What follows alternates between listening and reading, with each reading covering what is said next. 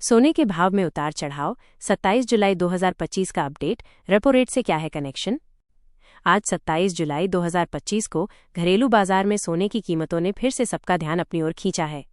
भारत में सोने की कीमतें हमेशा से आर्थिक स्थितियों और खास तौर पर रेपो रेट के बदलाव से जुड़ी रही हैं। आज भी यही ट्रेंड देखने को मिला। आइए विस्तार से जानें कि आज के दिन सोने के दाम में क्या बदलाव आया और इसके पीछे की मुख्य वजहें क्या हैं।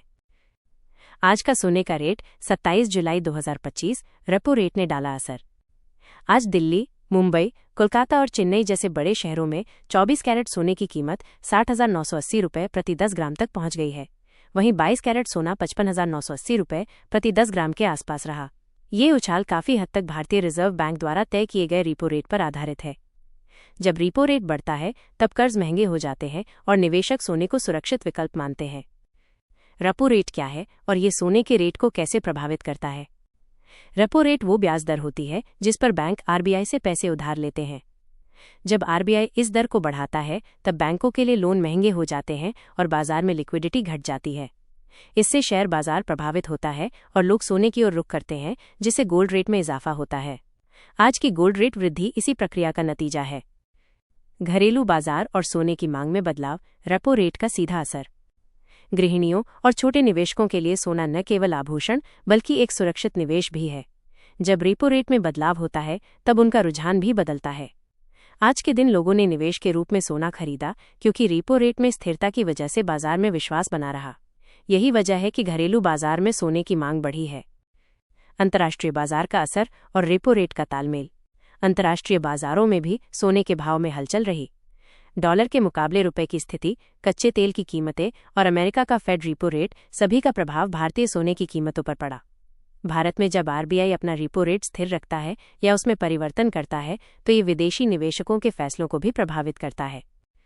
शादी ब्याह और त्योहारों के सीजन में गोल्ड रेट पर रेपो रेट की पकड़। जुलाई के अंत और अगस्त की शुरुआत में भारत में त्योहारी सीजन शुरू हो जाता है। इस समय सोने की मांग तेजी से बढ़ती है।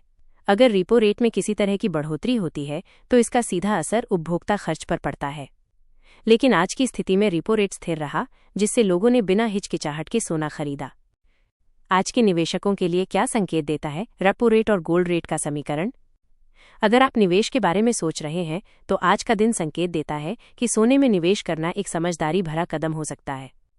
रेपो रेट की स्थिरता और बाजार में चल रही आर्थिक नीतियों को देखते हुए विशेषज्ञों का मानना है कि सोने की कीमतों में और इजाफा हो सकता है। भविष्य की संभावनाएं, रेपो रेट और गोल्ड रेट का रिश्ता आगे कैसा रहेगा। वित्तीय विशेषज्ञों का कहना है कि आने वाले समय में अगर आरबीआई अपना रेपो रेट बढ़ाता है तो सोने की कीमतें और तेजी से बढ़ सकती हैं। वहीं अगर रेपो रेट में कटौती की जाती है तो कर्ज सस्ते हो जाएंगे, जिससे निवेश का रुझान शेयर मार्केट की ओर जा सकता है। ऐसे में सोने के भाव में गिरावट भी आ सकती है।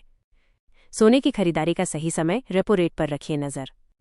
अगर आप आभूषण खरीदने की योजना बना रहे हैं या सोने में निवेश करने का मन है तो आज का दिन आपके लिए फायदेमंद हो सकता है। रेपो रेट के स्थिर रहने के कारण अभी गोल्ड रेट में अचानक बड़ा उछाल नहीं आया है, जिससे ये एक सही समय बनता है। निष्कर्ष, गोल्ड रेट की चाल रेपो रेट पर निर्भर।